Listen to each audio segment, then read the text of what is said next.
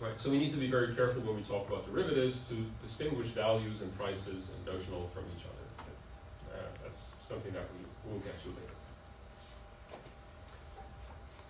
And then as a final part of the motivation, I would like to link this a little bit to the accounting part. So I know that many of you are studying accounting classes.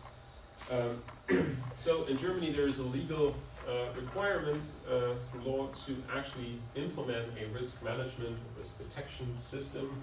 The auditors have to kind of approve this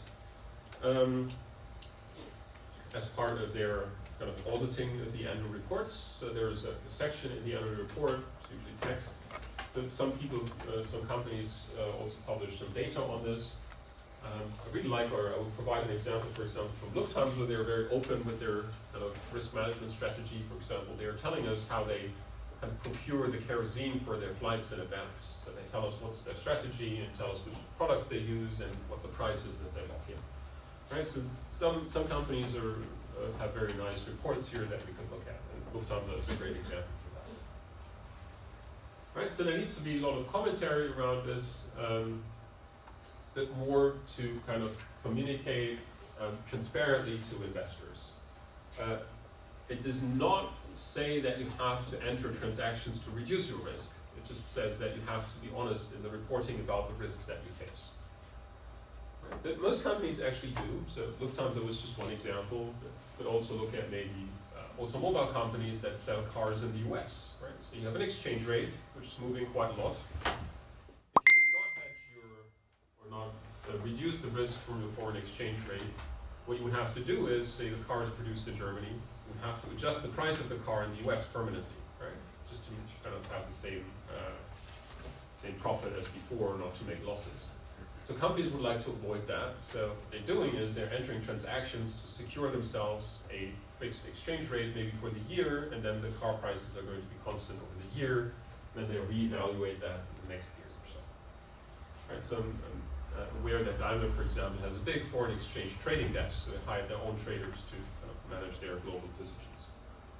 And typically companies try to kind of express everything in the local currencies of where they're incorporated. So Daimler is a European German company, so they want to kind of, they're not interested in having dollars somewhere in their balance sheet, so they'll swap everything into euros. So what's the financial consequence or link to this? And this is something that I already mentioned. So 3 parts are really important in risk management. You have to measure the risks, you have to understand the tools that you have available to you, you have to form a strategy, and then execute and monitor.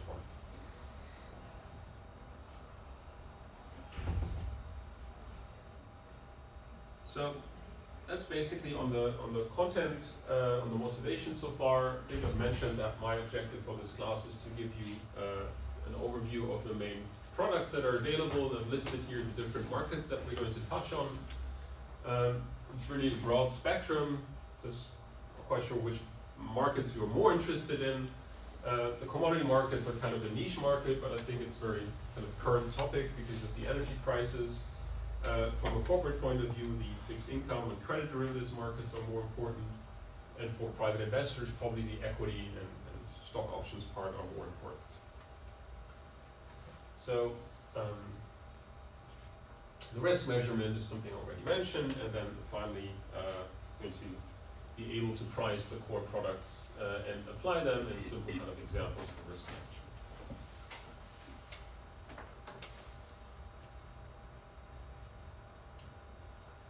I think I can almost skip this year since you've already made your decision to take this class. I don't have to convince you or kind of say for which type of students this is. Then of course, it's not really worth saying, but finance is a quantitative discipline, so we're going to do computations. Just don't want to talk superficially about risks. We want to actually measure them and kind of write down a number. You can still think about kind of what the number tells us and if we should focus on numbers, but I think doing calculations and using data is better than not using them, right? It's like if you want to produce a new medication and bring it to the market, you usually have to do testing, right? So you have a placebo group and a group who gets the medication and you look at their difference, right? So no one would have the idea to not do medication tests, right? Or to create the data and then just throw it away, right? And in finance, we have lots of data, right? We can observe the capital market on a daily basis. So why would we not use this kind of rich pool of data that we have available to study it, right? That would be, for me, the same thing as kind of taking a medication that hasn't been tested, right? So,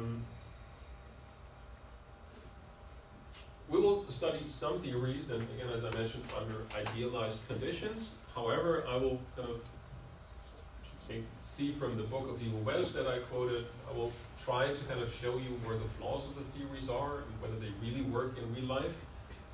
My personal research area is actually empirical finance or empirical asset pricing. So I look at basically stock returns and look at systematic patterns in these returns and check whether the theories that we have actually explain the returns that we observe. So that's part of my research, and it's probably a part that I talk a little bit too much about, but might be a good starting point also if you want to write a master thesis on this, that you can see kind of what's done in research there. Yeah. And the main theory, unfortunately, that we discuss here in class is a theory that doesn't work too well in real life. I think it's important to kind of discuss the theory because it is still a theory that's widely applied in corporations, right? So if you work in finance, you will be exposed to this, so it's really important that you know what the limitations are, right? You can fix some of the problems.